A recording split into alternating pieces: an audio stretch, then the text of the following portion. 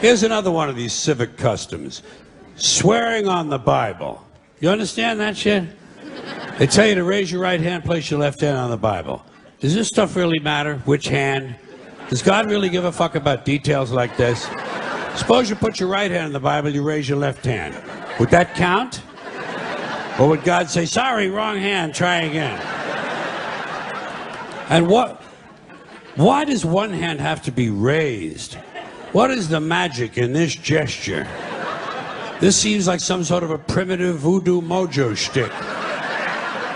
Why not put your left hand on the Bible, let your right hand hang down by your side? It's more natural. Or put it in your pocket. Remember what your mother used to say? Don't put your hands in your pockets. Does she know something we don't know? Is this hand shit really important? Well, let's get back to the Bible, America's favorite national theatrical prop. Suppose the Bible they hand you to swear on is upside down, or backward, or both, and you swear to tell the truth on an upside down backward Bible. Would that count? Suppose the Bible they hand you is an old Bible and half the pages are missing. Suppose all they have is a Chinese Bible in an American court, or a Braille Bible and you're not blind. Suppose they hand you an upside down backward Chinese Braille Bible with half the pages missing.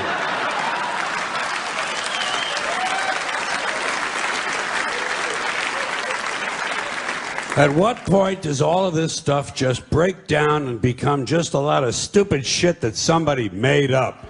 They fucking made it up, folks. It's make-believe. It's make-believe. Now, all right. Okay. Let's leave the Bible aside. We'll get back to the science fiction reading later. The more important question is, what is the big deal about swearing to God in the first place? Why does swearing to God mean you're going to tell the truth? Wouldn't affect me. If they said to me, you swear to tell the truth, the whole truth, and nothing but the truth, so help you God, I'd say, yeah. I'll tell you about as much truth as the people who wrote that fucking Bible. How do you like that? Huh?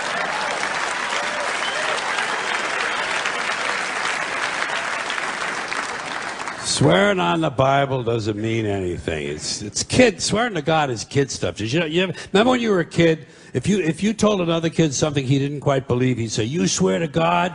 I would always say, "Yeah, I swear to God," even if I was lying.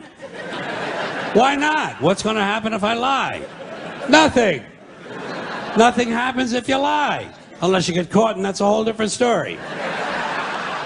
Sometimes a kid would think he was being slick with me, and he'd say, "You swear on your mother's grave?"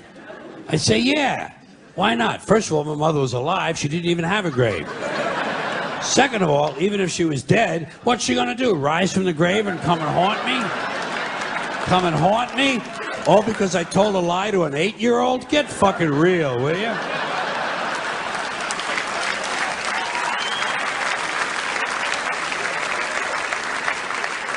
Sometimes I would say, "I swear on my mother's tits." Kids are impressed with things like that. I mean, I don't care about my mother's tits either. I don't care if they fell off. Fuck her. Not my problem. They're your tits, Ma. You keep an eye on them. Swearing to God doesn't mean anything. Swearing on the Bible doesn't mean anything. You know why? Because Bible or no Bible, God or no God, if it suits their purposes, people are going to lie in court. The police do it all the time.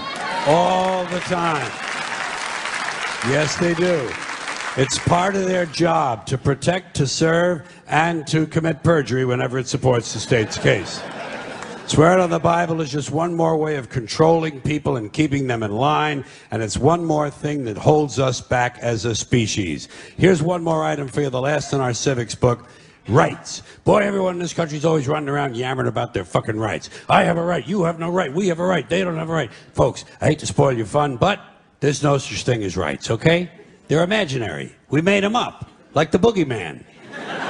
The Three Little Pigs, Pinocchio, Mother Goose, shit like that. Rights are an idea. They're just imaginary. They're a cute idea. Cute. But that's all. Cute and fictional. But if you think you do have rights, let me ask you this. Where do they come from? People say, well, they come from God. They're God-given rights. Oh, fuck. Here we go again. Here we go again.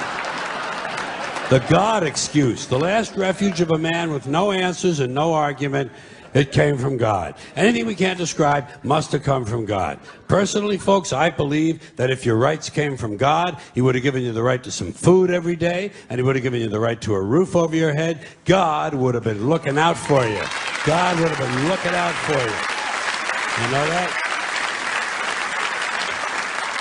He would have been worried about making sure you have a gun so you can get drunk on Sunday night and kill your girlfriend's parents.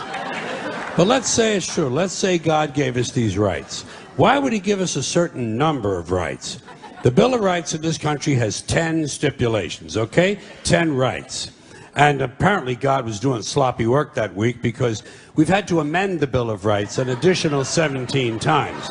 So God forgot a couple of things like slavery. Just fucking slipped His mind. But let's say God gave us the original 10. He gave the British 13. The British Bill of Rights has 13 stipulations. The Germans have 29. The Belgians have 25. The Swedish have only 6. And some people in the world have no rights at all. What kind of a fucking goddamn God-given deal is that? No rights at all? Why would God give different people in different countries different numbers of different rights? Boredom?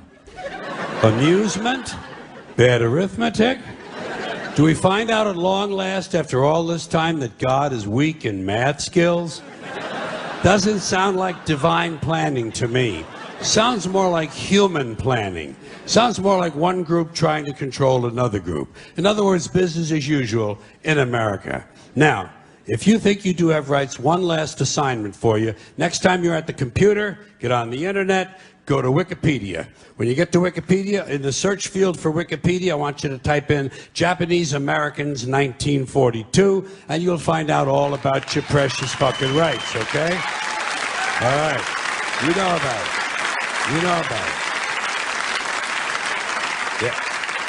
In 1942, there were 110,000 Japanese American citizens in good standing, law-abiding people who were thrown into internment camps simply because their parents were born in the wrong country. That's all they did wrong. They had no right to a lawyer, no right to a fair trial, no right to a jury of their peers, no right to due process of any kind. The only right they had, right this way, into the internment camps. Just when these American citizens needed their rights the most, their government took them away. And rights aren't rights if someone can take them away. They're privileges. That's all we've ever had in this country is a bill of temporary privileges. And if you read the news even badly, you know that every year the list gets shorter and shorter and shorter. You see how it's doing?